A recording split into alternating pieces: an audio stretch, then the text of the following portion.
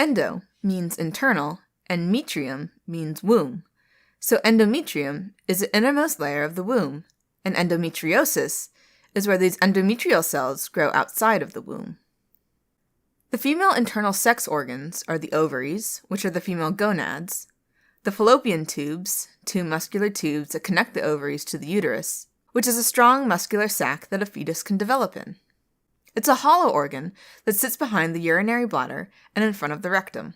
The top of the uterus, above the openings of the fallopian tubes, is called the fundus, and the region below the openings is called the uterine body. The uterus tapers down into the uterine isthmus and finally the cervix, which protrudes into the vagina.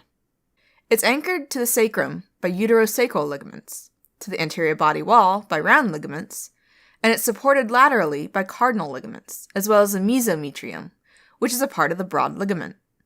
The wall of the uterus has 3 layers: the perimetrium, which is a layer continuous with the lining of the peritoneal cavity, the myometrium, which is made of smooth muscle that contracts during childbirth to help push the baby out, and the endometrium, a mucosal layer that undergoes monthly cyclic changes. In endometriosis, the cells that make up the endometrium migrate and implant themselves in other parts of the body. Once there, they'll set up camp and start growing to form a mass of endometrial tissue. Most often, this affects the ovaries, fallopian tubes, and uterine ligaments.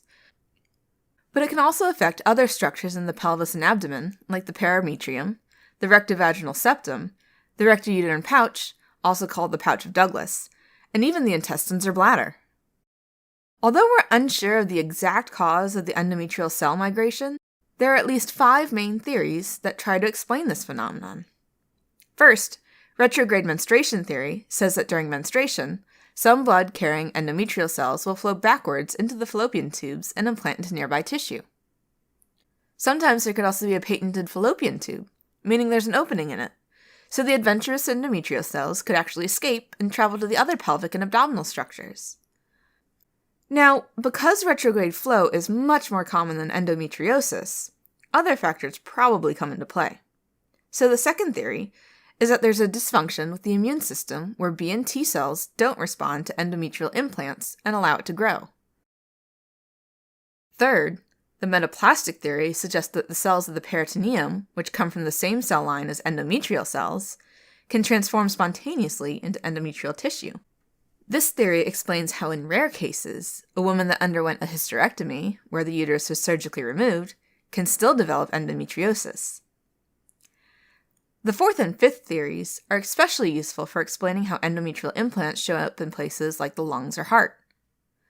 Benign metastases theory says that endometrial cells can travel to distant organs through the lymph and blood, while extrauterine stem cell theory says that the stem cells in the bone marrow differentiate into endometrial cells and then travel to other parts of the body. In addition to these proposed causes, there are some risk factors for developing endometriosis.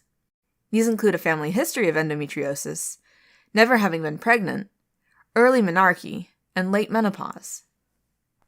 Now, whatever the cause, endometriosis implants are benign, so they don't grow out of control like cancerous cells.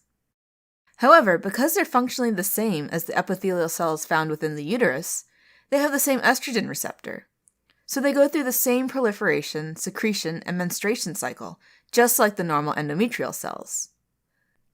But there are 2 key differences between normal endometrial cells and endometriosis implants. First, the implanted cells contain high levels of the enzyme aromatase, which allows them to produce their own estrogen. Second, the implanted cells release pro-inflammatory factors, which causes inflammation and scarring.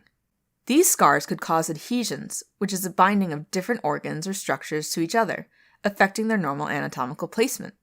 Both the pro-inflammatory factors and estrogen also promote the growth of new blood vessels, which nourish the implant.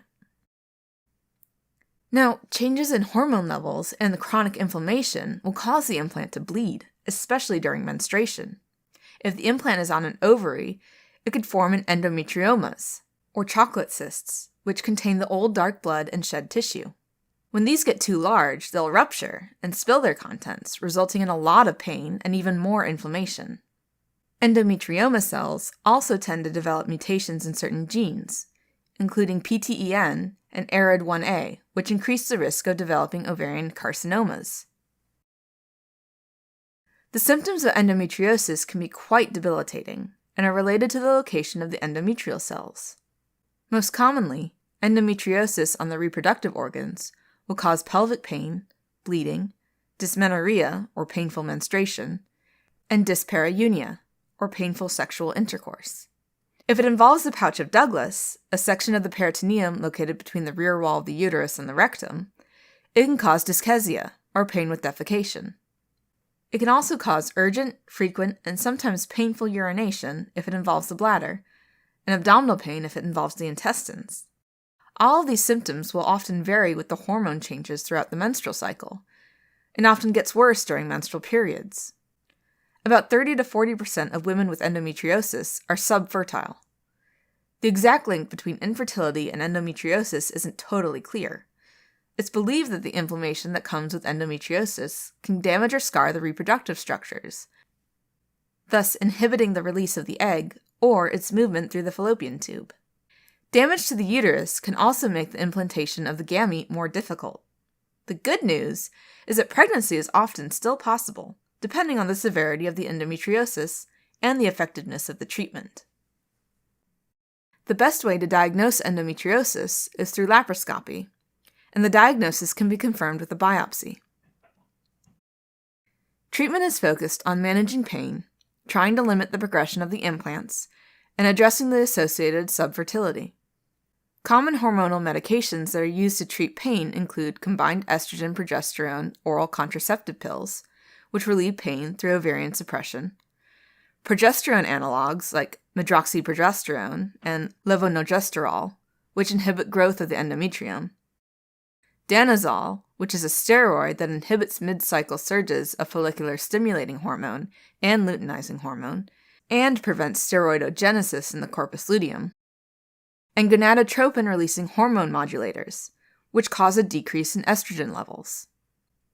Surgical options are available for severe cases. If the woman still wants to have children, the surgery involves only excision of endometrial implants, endometriomas, and adhesions. If she has completed her childbearing, or if the pain is too debilitating, a hysterectomy and oophorectomy with excision of any other endometrial implants is done. Whatever the treatment, once menopause hits and hormone levels fall, the symptoms generally go away.